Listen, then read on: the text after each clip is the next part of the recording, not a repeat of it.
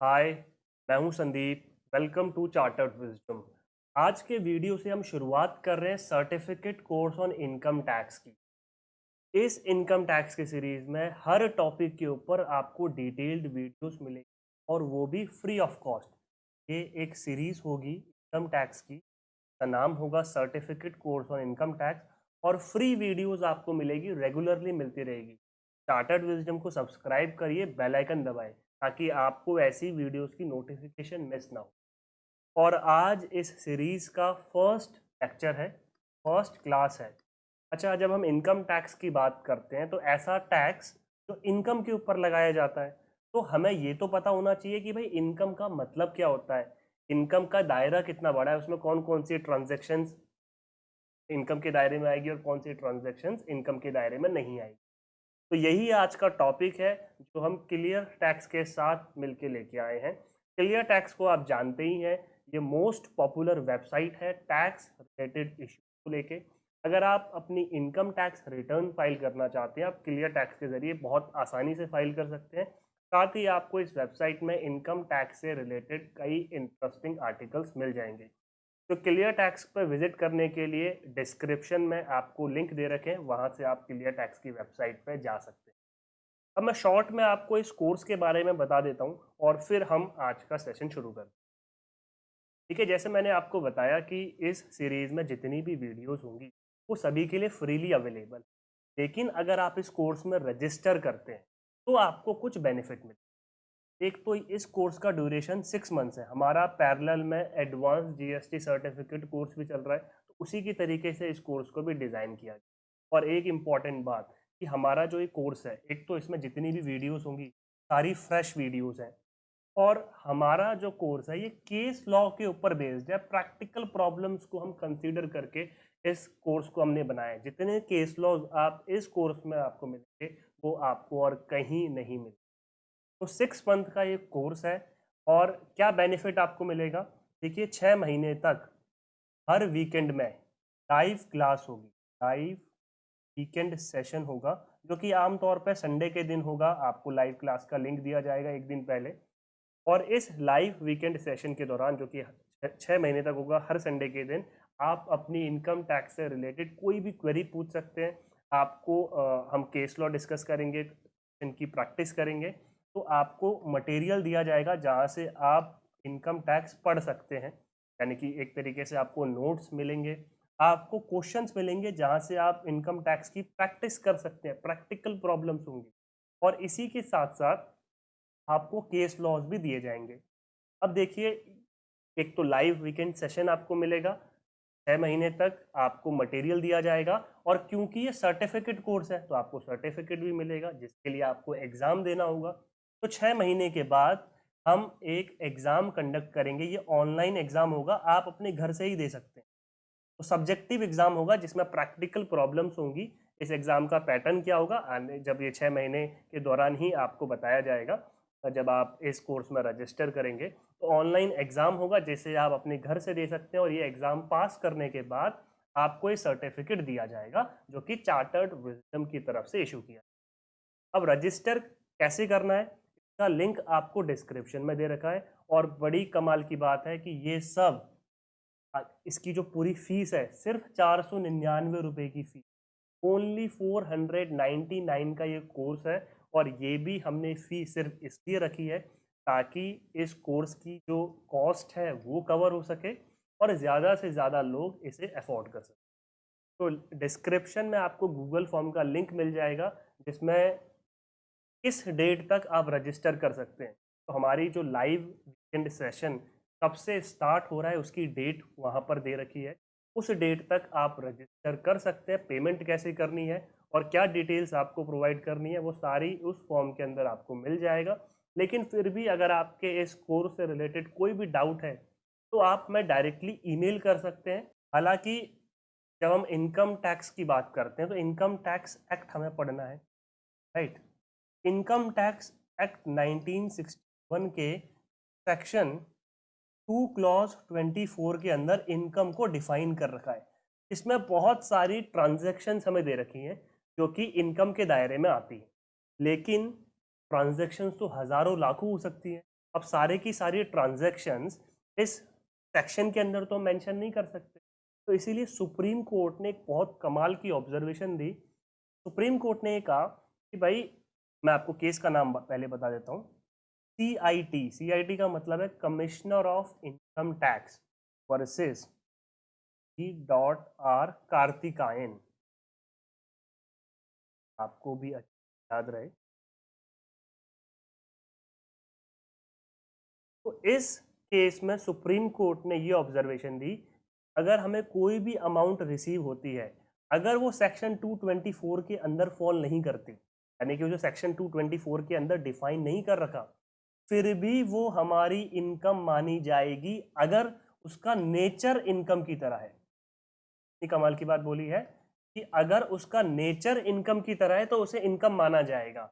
का मतलब यह है कि भाई इनकम को हमें दो तरीके से समझना है।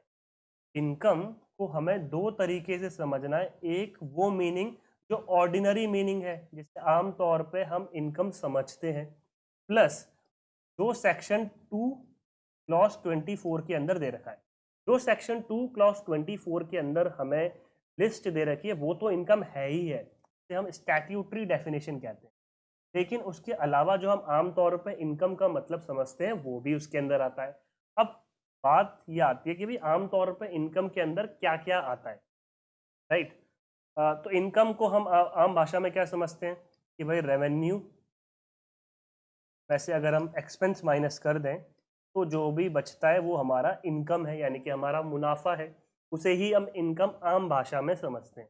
लेकिन अब इसका नेचर क्या होता है, क्या ये इनकम रेगुलर होनी चाहिए या फिर वन टाइम हुई तो भी हम उसको इनकम मानेंगे। तो जब इंडिया आज़ाद नहीं हुआ था, ब्रिटिशर्स की गवर्नमेंट थी, तो 1931 में सुप्रीम कोर्ट तो होता नहीं था, उस टाइम पे प्रीवी काउंसिल होती थी।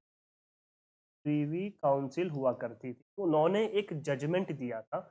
उस केस का नाम था कमिश्नर ऑफ इनकम टैक्स, मैं शॉर्ट फॉर्म में कमिश्नर ऑफ इनकम टैक्स को CIT लिखूंगा, versus Shaw, Wallace and company. इस केस में प्रीवी काउंसिल ने कहा था भाई इनकम का मतलब है पीरियोडिक मॉनेटरी रिटर्न, यानी कि ऐसा रिटर्न जो हमें एक फिक्स्ड पीरियड के बाद मिले। जैसे हमारी सैलरी होती है, वो एक पीरियोडिक रिटर्न है। मंथली रेंट हमें मिल रहा है, वो एक पीरियोडिक रिटर्न है, तो हम उसे इनकम मानेंगे। यानी कि यहाँ पर ये कहा गया था कि पीरियोडिक बेसिस पर रिटर्न अमाउंट रिसीव होनी चाहिए। लेकिन प्रीवी काउंसिल ने इसी जजमेंट को रिवर्स कर दिया 1935 में। अभी भी प्रीवी काउंसिल ही थी, प्रीवी काउंसिल, इसी लिख देता हूँ। तो जिस केस में इन्होंने इस जजमेंट को पलटा था उसका नाम है Kamaksha, Kamaksha Narayan Singh versus commissioner of income tax. तो इस केस में उन्होंने कहा कि भाई जरूरी नहीं कि इनकम रिकरिंग हो, यानी कि recurring nature is not mandatory, recurring nature is not mandatory, यानी कि जरूरी नहीं है कि इनकम रेगुलरली रिसीव हो। अगर सिंगल ट्रांजैक्शन है, सिर्फ एक ही बार हमें इनकम अमाउंट रिसीव हुई है, तो भी हम उसे इनकम की कैटेगरी में रख सकते हैं, और आज तक यही डिसीजन फॉलो होता है। तो एक चीज तो हमें ये समझ में आ गई कि जरूरी नहीं कि इनकम रेगुलर हो, इवन कैजुअल इनकम भी हमारी इनकम मानी जाती है। चाहे रेगुलर हो या कैजुअल हो, दोनों ही इनकम के अंदर आते हैं।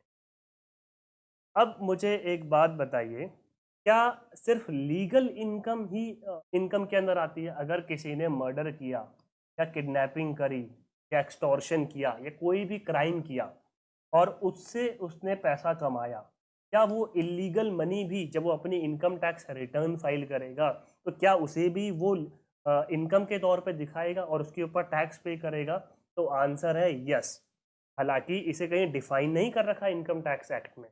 तो फिर अगेन हम सुप्रीम कोर्ट का एक जजमेंट मैं आपको बताऊंगा। तो जजमेंट सुप्रीम कोर्ट ने दिया था 1993 में। केस का नाम था यूनिवर्सल रेडिएटर्स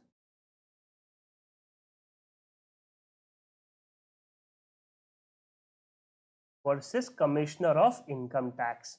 अब इस केस में सुप्रीम कोर्ट ने ये कहा था भाई इनकम मतलब कोई भी रिसीट है, कोई भी हमें अमाउंट रिसीव हो रही है, मतलब किसी भी तरीके की हमें अर्निंग हो, किसी भी तरीके का हमें प्रॉफिट हो या हमें गेन हो, इन वट एवर फॉर्म, किसी भी फॉर्म में हो, in what ever manner, from what ever source, चाहे इनकम का सोर्स कुछ भी हो, चाहे किसी भी मैनर में हो, अगर हमें किसी भी तरह की अर्निंग हो रही है, चाहे वो लीगल अर्निंग है, चाहे इलीगल अर्निंग है, चाहे वो फ्रॉड है, किसी भी तरीके की अगर हमारी अर्निंग है, वो हमारी इनकम के दायरे में आएगी। तो अब हमें एक चीज़ और समझ आई इनकम के बारे में कि लीगल मनी और इलीगल मनी दोनों ही इनकम के दायरे में आती है। अब हम एक स्टेप और आगे बढ़ते हैं, मैं आपको एक एग्जाम्पल देता हूँ। मान लेते हैं कि भाई एक ये हमारा बिजनेस है, राइट। हमारा ये बिजनेस है, लेट्स से ये एयर कंडीशनर का बिजनेस है। हमारा बिजनेस है एयर कंडीशनर का, हम एयर कंडीशनर सप्लाई करते हैं। अब एक प्रोप्राइटर है, पर्सन है, ये इस बिजनेस का मालिक है। अब ये जो एयर कंडीशनर खरीदता है, कॉस्ट जो इसको कॉस्ट पड़ती है, वो मान लेते हैं 30,000 रुपये में एयर कंडीशनर खरीदता है, और ये सेल कितने पे करता है, यानी कि इसका जो मार्केट वैल्यू है, कहीं भी खरीदें तो इसका जो मार्केट वैल्यू है वो मान लेते हैं 35,000 है। अब ये जो ओनर है, ये जो प्रोप्राइटर है, ये एक एयर कंडीशनर 1 AC अपने पर्सनल यूज़ के लिए रख लेता है, अपने पर्सनल यूज़ के लिए रख लेता है, और ये अपने जब अकाउंट्स में बनाता है तो उसमें इसका कॉस्ट 30,000 दिखाता है कि भाई 30,000 का मैंने एयर कंडीशनर रख लिया, राइट। लेकिन जब इनकम टैक्स अथॉरिटीज़ इसके इन अकाउंट्स एसेस करते हैं तो ये कहते हैं कि भाई ये 30,000 का तो तूने खरीदा था, लेकिन मार्केट में इसका प्राइस, और आप भी जब इसको सेल करते हो तो आप 35,000 में सेल करते हो, तो आपको तो ये 5,000 सस्ते में मिल गया, तो ये आपको तो 5,000 का बेनिफिट हो गया, और ये 5,000 आपकी इनकम है। तो एक बार आप वीडियो को पॉज करिए और 1 सेकंड के लिए सोचिए, क्या ये 5,000 रुपये इनकम के दायरे में आएगी या ये इनकम के दायरे में नहीं आएगी। ओके, तो आई होप आपने सोच लिया होगा। अब मैं आपको इसका आंसर बता दूं। देखिए, ये फिर से सुप्रीम कोर्ट का मैं आपको रेफर करूंगा एक केस। सुप्रीम कोर्ट ने ये जिस केस में ये ट्रांजैक्शन हुई थी, उस केस का नाम है टीका भट्ट का Bhatt Premchand versus commissioner of income tax, जिसमें सुप्रीम कोर्ट ने बड़ी कमाल की ऑब्जर्वेशन दी, कि जिसमें सुप्रीम कोर्ट ने कहा अ पर्सन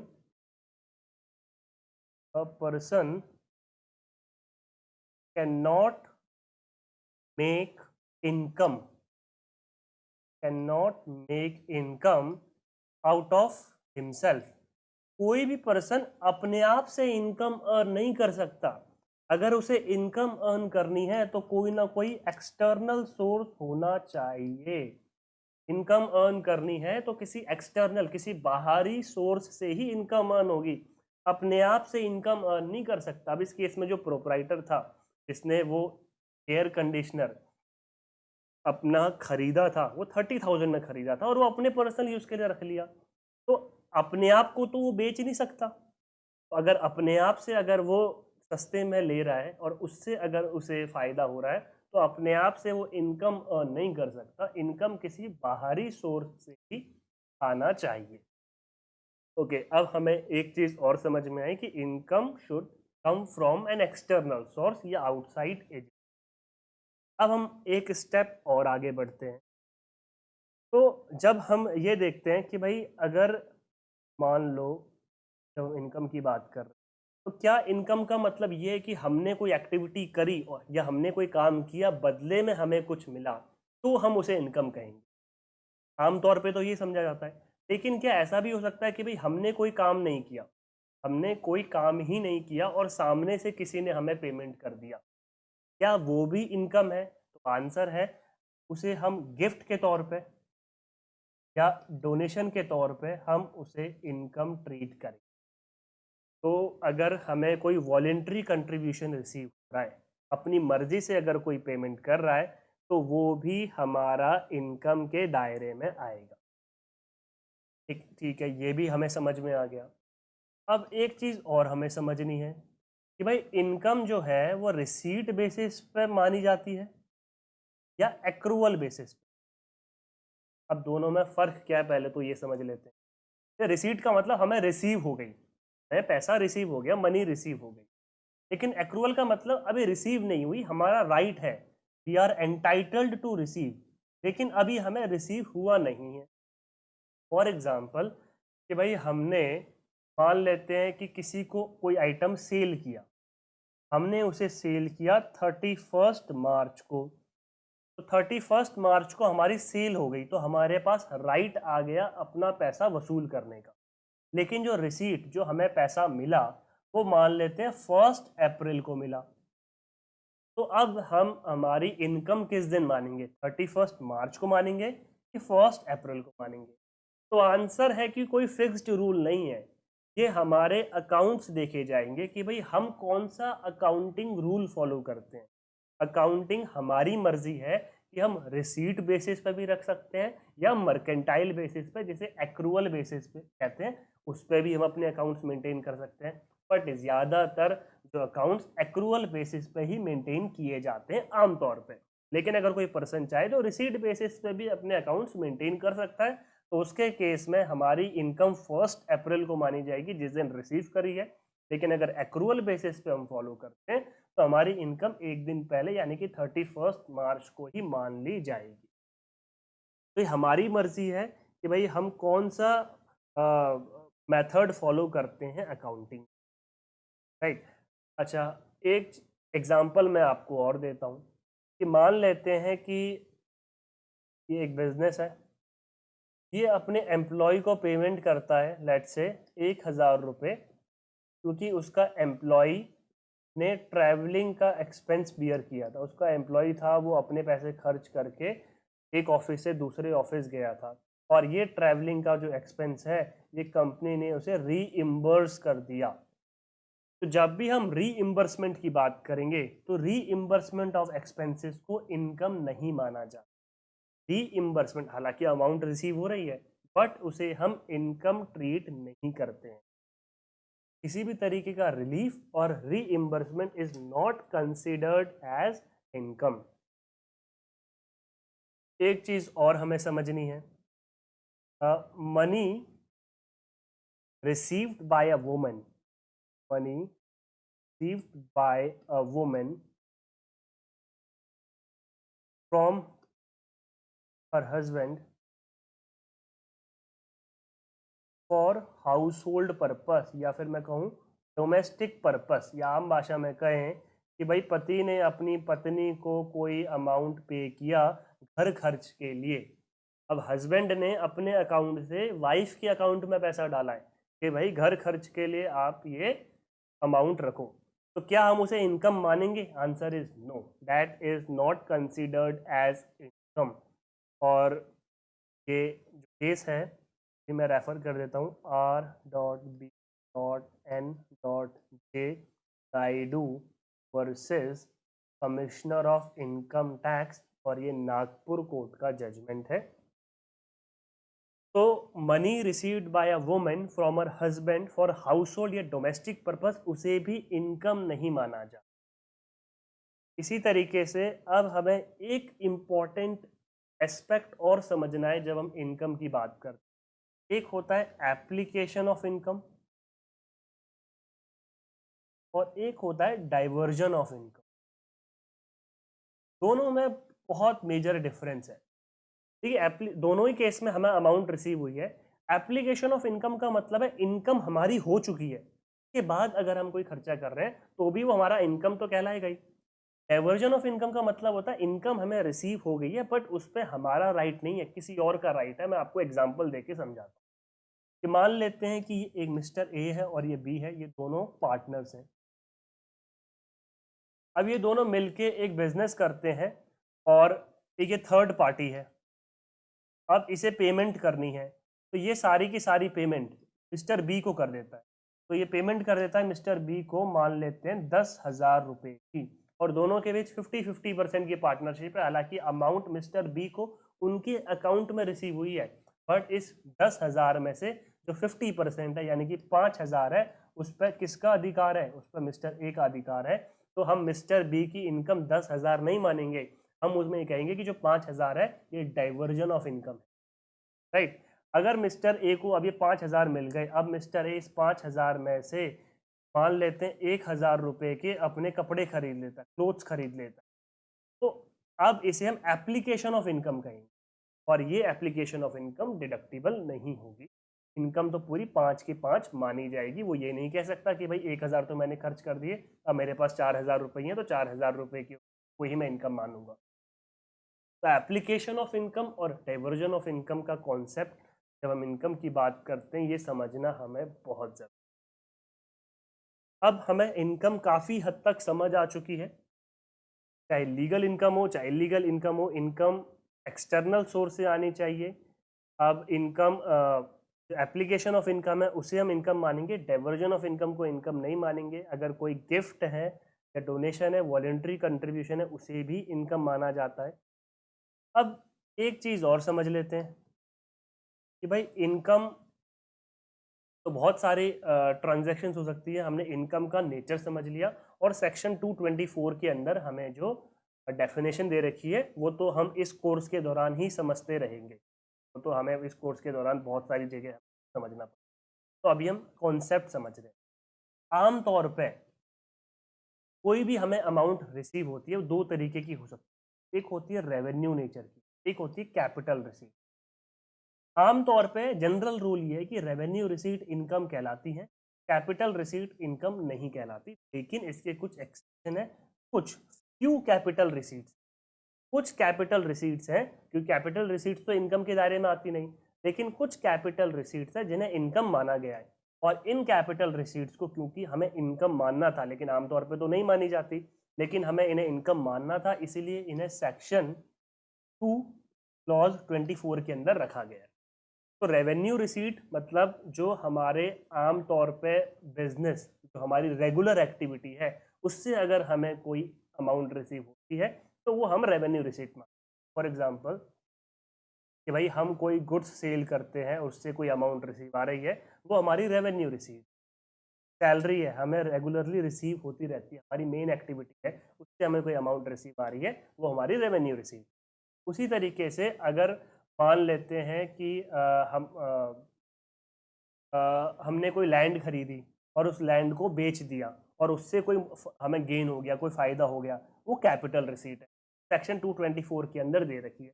लेकिन बहुत सारी कैपिटल रिसीट्स है जो कि इस सेक्शन 224 के अंदर नहीं दे रखी, तो वो सारी कैपिटल रिसीट्स के ऊपर इनकम टैक्स नहीं लगाया जा सकता।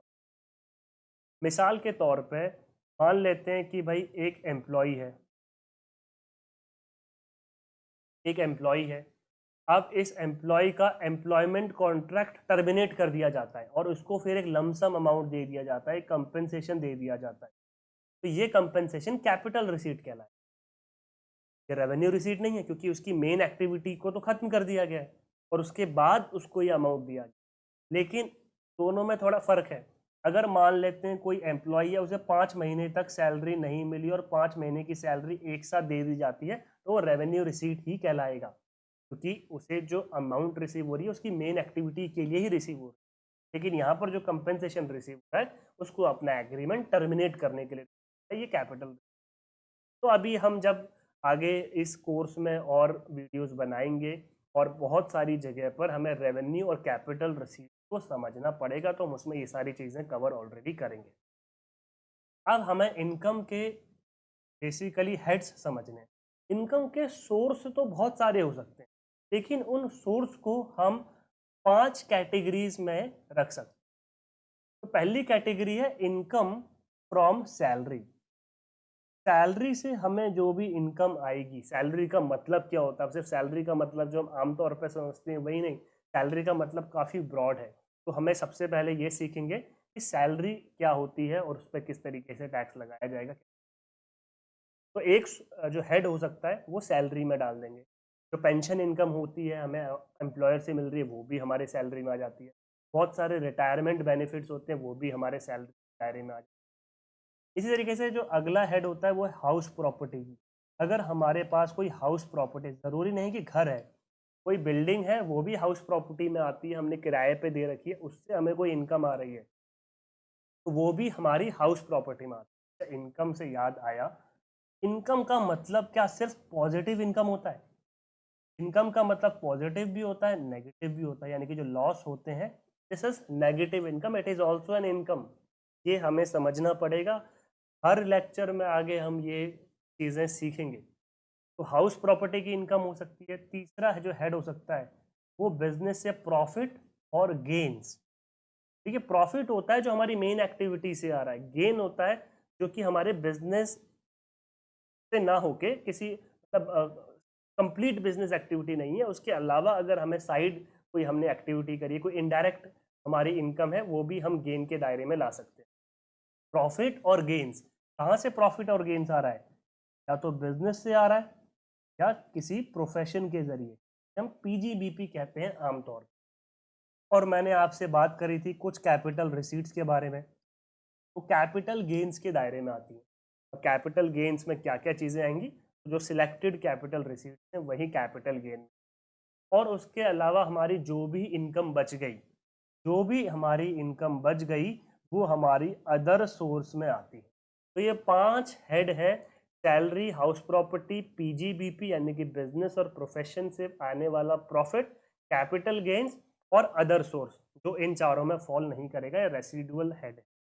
इन चारों के इनकम, ये हेड है, इन चारों को इन पांचों को टोटल करने पे हमारी आती है ग्रॉस टोटल इनकम। फिर उसमें से हम कुछ डिडक्शंस माइनस करते हैं और फिर हमारी टैक्स लायबिलिटी कैलकुलेट होती है। तो आज का पर्पस सिर्फ इनकम को समझने था। आई होप आपको इनकम का कॉन्सेप्ट काफ़ी हद तक समझ में आया होगा। और इसी तरीके से हम केस बेस्ड स्टडी करेंगे और हर लेक्चर में हम कुछ ना कुछ नया सीखेंगे। और अगर आप इंटरेस्टेड हैं इस कोर्स में तो ज़रूर रजिस्टर करिए, लिंक आपको डिस्क्रिप्शन में मिल जाएगा।